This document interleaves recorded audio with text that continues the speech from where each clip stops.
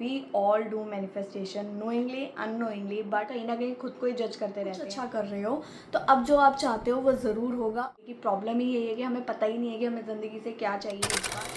Welcome back to my channel, और आज मैं देने वाली हूँ एक बहुत ही फेमस बुक का रिव्यू। जैसे कि आप लोग जानते ही हैं कि आजकल यूट्यूब पे मैनिफेस्टेशन का बहुत ही ज़्यादा प्रमोशन चल रहा है काइंड ऑफ, तो मैंने सोचा क्यों ना ये बुक ट्राई की जाए। ये बुक मैंने दिसंबर 2024 लास्ट में स्टार्ट करी थी और जनवरी आते आते मैंने ख़त्म कर दी थी। बहुत ही मस्ट रीड बुक है अगर आप किसी भी तरीके से समझते हैं कि आप मैनिफेस्टेशन में इंटरेस्टेड हैं या रिलेटेड हैं। We all do manifestation knowingly unknowingly, but we all are doing. आपको बस जब मैं इस बुक के बारे में समरी दूंगी तो एंड में आपको जस्ट रिवाइज करने की ज़रूरत है कि क्या आपको भी लगता है कि जैसा आपने बचपन में सोचा था वो आज सब कुछ है आपके पास। कुछ कम कुछ ज़्यादा हो सकता है, ऐसा नहीं है कि आपने 100% अगर सोचा था कि आप डिज्नीलैंड ही जाएंगे और वो नहीं हुआ तो आप ये सोचें कि मेरे साथ तो ऐसा कुछ नहीं हुआ।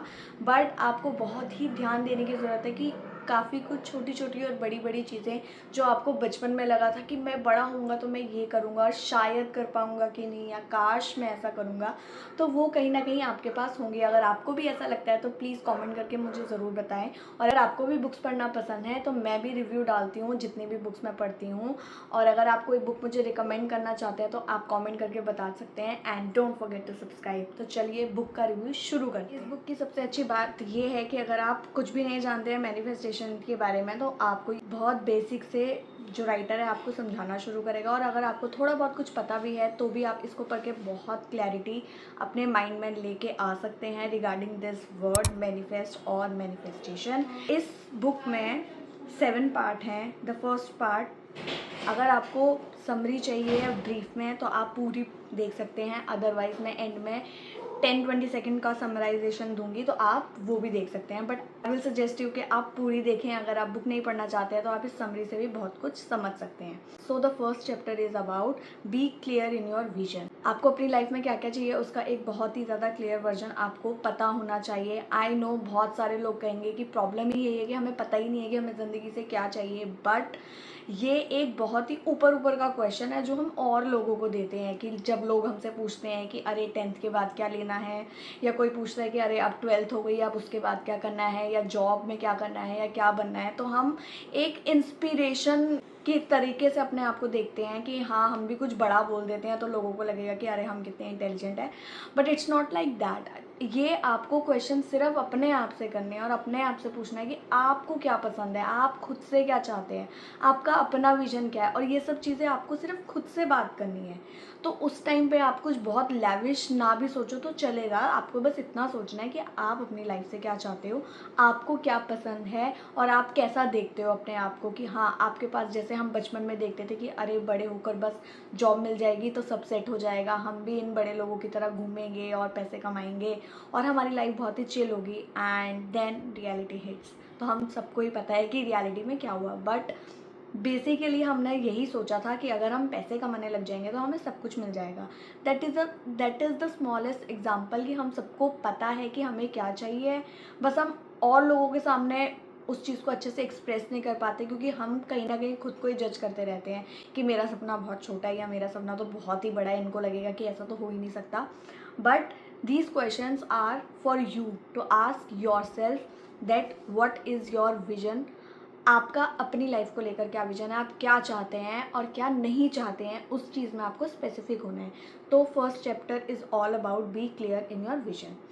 Then second chapter is about remove your fears. आपके फियर्स जितने भी हैं इस बुक में आपको पढ़ के पता चलेगा कि हमारे जितने भी फेयर्स हैं, जो भी हम चीज़ें नहीं कर पाते हैं, वो कुछ भी एक्सटर्नली नहीं है, वो सब इंटरनली है। हमारे बचपन से लेकर अभी तक हमारे बारे में लोग क्या सोचते हैं और मतलब पेरेंट्स क्या सोचते हैं। लोग तो मतलब बहुत बाहर का आ गया, बाहर के लोग आ गए, जिसमें ज़्यादातर आजकल के लोग यही बोलते हैं कि हमें फ़र्क नहीं पड़ता, लेकिन सबको फ़र्क पड़ता है। एंड लोग इस आपसे अलग हटके आपके बारे में एक दूसरा बंदा क्या सोच रहा है, नो मैटर ही और she is your family, friend, partner, spouse, anything.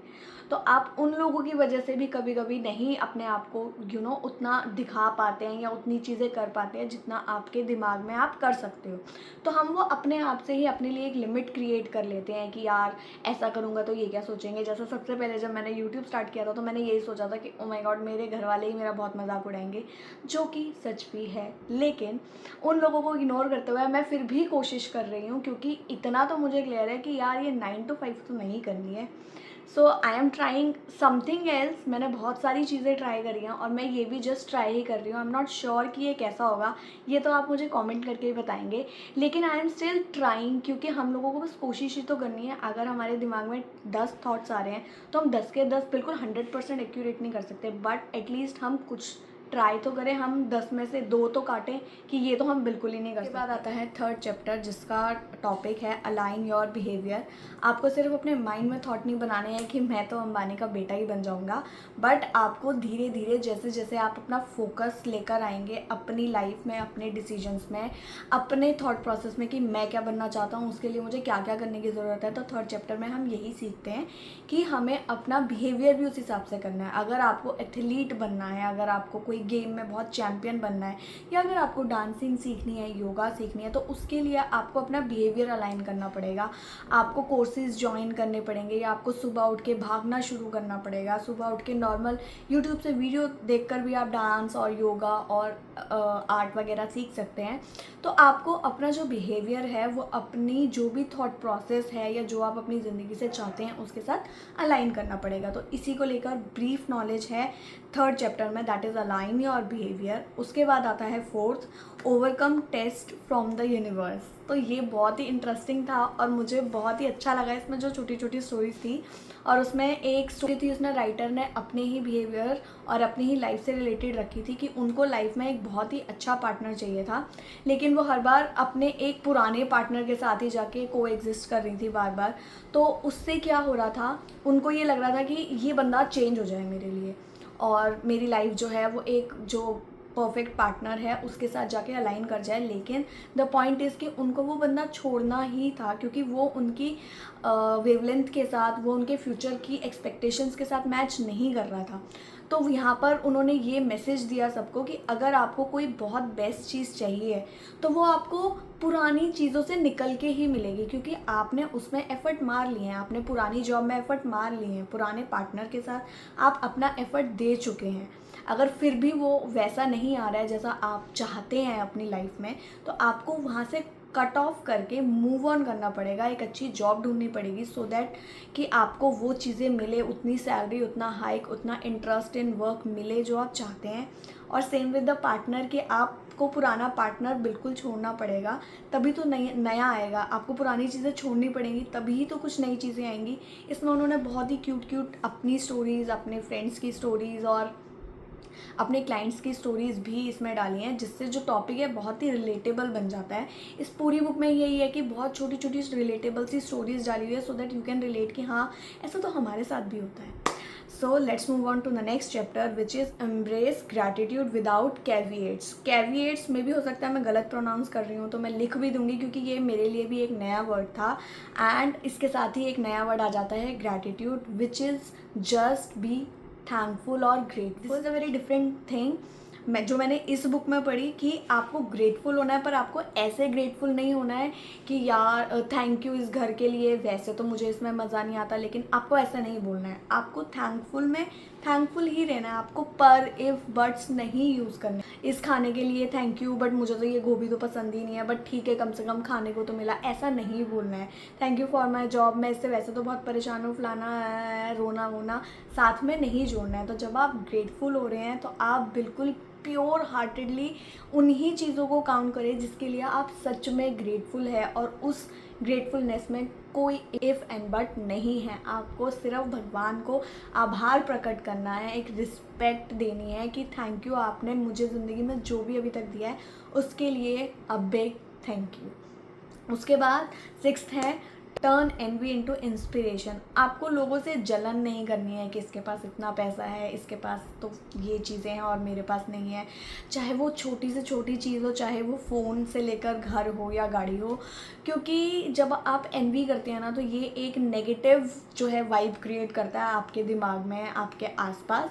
तो नेगेटिविटी से हमें दूर रहना है। ये बहुत ही छोटी सी चीज़ है, बट छोटी छोटी चीज़ों का बहुत इम्पैक्ट हमारी लाइफ में पड़ता है। और ये सारी ही चीज़ें जो इस बुक में बताई हैं वो कहीं ना कहीं हमने सुनी है या हमें बाय डिफ़ॉल्ट भी पता है। हमें पता है कि हमें गुस्सा नहीं करना चाहिए, हमें ईर्ष्या नहीं करनी चाहिए, हमें लोगों को गालियाँ नहीं देनी चाहिए, लेकिन आजकल तो कुछ और ही चल रहा है। सो उसको तो हटा ही देते हैं। But the 6th chapter is all about कि आपको लोगों को देख के इंस्पायर होना है, क्योंकि बेनिफिशियल वही है आपके लिए। अगर आप चिढ़ते रहोगे तो आप अपनी वाइब ही डाउन करोगे, बट अगर आप इंस्पायर होगे तो आप देख सकते हो कि अगर लोगों के पास इतने पैसे हैं, अगर वो इतनी अच्छी जॉब ले सकते हैं तो आप भी ले सकते हो। तो आपको इंस्पायर करना है लोगों को देख के कि हाँ मेरे को भी इतना अच्छा घर लेना है, तो इन्होंने क्या ऐसा किया, क्या ये सुबह जल्दी उठते हैं और हम 12 बजे तक सोए रहते हैं। तो खुद को कैसे चेंज करना है, खुद को इम्प्रूव करेंगे अगर हम, तो ही तो कुछ मिलेगा। और वो इम्प्रूवमेंट इंस्पिरेशन से आएगी, ना कि एनवी से। And the last chapter is the best, जो हम हमेशा लास्ट में करते ही हैं, ट्रस्ट इन द यूनिवर्स। और जैसे हम बोलते हैं कि भगवान अब तो आपके ही भरोसे है, तो भरोसे की जगह आपको ट्रस्ट करना है कि you are the best child. आप बहुत ही अच्छे हैं, आप भगवान के बहुत खास हैं और भगवान आपके लिए हमेशा जो भी करेंगे वो अच्छा ही करेंगे।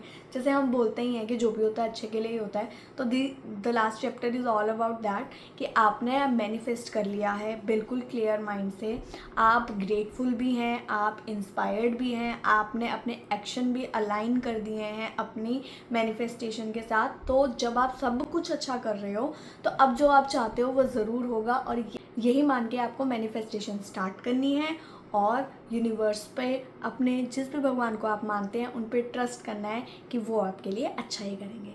तो ये थी इस बुक की समरी। आई होप आपको पसंद आई होगी। और लास्ट के 10-20 मिनट्स में मैं फटाफट शॉर्ट समरी दूंगी, तो आप चाहे तो स्किप भी कर सकते हैं। तो फर्स्ट चैप्टर है be clear in your vision. आपको एक बहुत ही क्लियर विजन क्रिएट करना है जस्ट फॉर योर सेल्फ, किसी और को इसमें ना डालें। Just take ever you want, pen, pencil, diary, book, copy and note it down. Just talk to yourself only. Then the second is remove fear and doubts. आपको कोई भी fear नहीं रखना है, कोई भी डाउट नहीं रखना है। आपको ये मानना ही है, जो आप मानोगे 100% अच्छी एक वाइब के साथ कि हाँ ये मैं तो कर ही सकता हूँ और मैं करूँगा, मैं अपना 100% दूंगा। Second chapter is all about that. And then align your behaviour with your goal, कि आपने अब ये सोचा है कि आपको ये करना है तो आपको एक्शन उसके अकॉर्डिंगली लेने पड़ेंगे, तभी वो चीज़ें पूरी होंगी जो आप चाहते हो। Then overcome test from the universe. अगर आपको लग रहा है कि आप अटक रहे हो, देन चेक योर प्रोसेस कि आप क्या मिस कर रहे हो, cut it out, strike it off and move on. Just learn and move on. Embrace gratitude without caveats. Again आपको ग्रेटफुल रहना है और उस ग्रेटफुलनेस में कोई भी इफ़ एंड बट नहीं रखना है। आपको बिल्कुल 100% पॉजिटिवली हार्ट से ग्रेटफुल रहना है।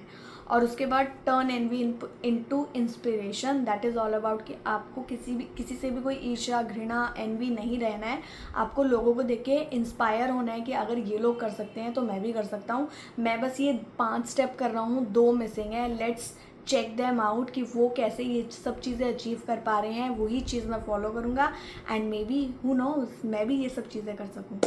And the last and the best is trust in the universe. आपको ये भरोसा रखना पड़ेगा कि अगर आप इस दुनिया में आए हैं, इतना सब कुछ थॉट प्रोसेस, मैनिफेस्टेशन, ग्रैटिट्यूड सब कुछ जान रहे हैं, अपने आप को इम्प्रूव कर रहे हैं, तो आपको ये मानना ही पड़ेगा कि भगवान ने आपको भेजा है तो आपके बारे में कुछ अच्छा ही सोचा होगा और आप जो चाहते हैं वो आपको ज़रूर देंगे। सो अगर आपको ये वीडियो पसंद आई हो और आपको 1% भी इससे हेल्प मिली हो तो please let me know in the comment box. मिलेंगे आपसे अगले व्लॉग में, तब तक के लिए बाय।